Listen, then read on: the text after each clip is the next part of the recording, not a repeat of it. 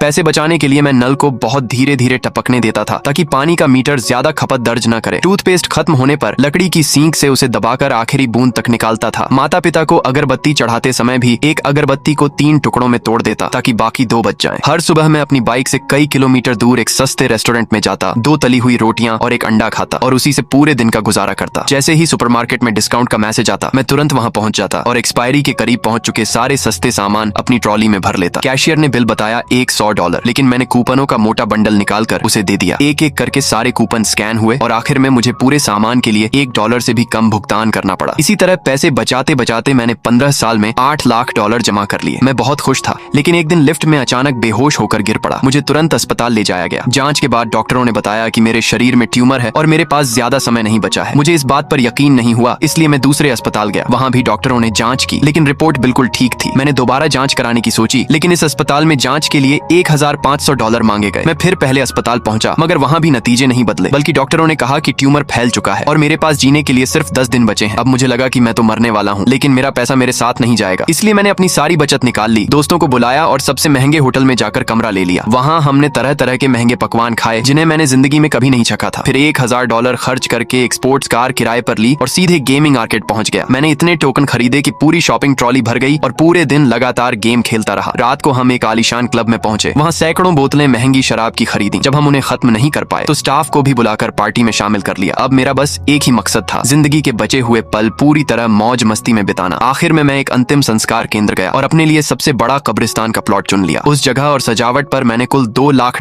खर्च कर दिए। यहाँ तक कि मैंने अपना चेहरा दफनाने से पहले अच्छा दिखे, इसलिए शव सज्जा की सेवा भी आजमाई। देखते ही देखते 10वां दिन आ गया और मेरा सारा पैसा खत्म हो चुका था। मैं घर वापस आया और मुझे पुराने समय का बचा हुआ हैम का एक टुकड़ा मिला। मैंने उसे तुरंत खा लिया। कुछ ही देर बाद मुझे चक्कर आने लगे और मैं जमीन पर गिर पड़ा। मेरे दोस्तों ने मुझे देखा और तुरंत अस्पताल लेकर गए। होश में आने पर डॉक्टर ने बताया कि अस्पताल की मशीन में खराबी थी और मुझे कोई ट्यूमर था ही नहीं। तब मुझे समझ आया कि मैं मरने वाला नहीं था, लेकिन अब मेरे पास कुछ भी नहीं बचा था। 15 साल तक एक एक पैसा बचाकर जमा किए $8 लाख मैंने सिर्फ 10 दिनों में उड़ा दिए थे। अब मैं जिंदा तो हूँ, लेकिन मेरी सारी जमा पूंजी खत्म हो चुकी है।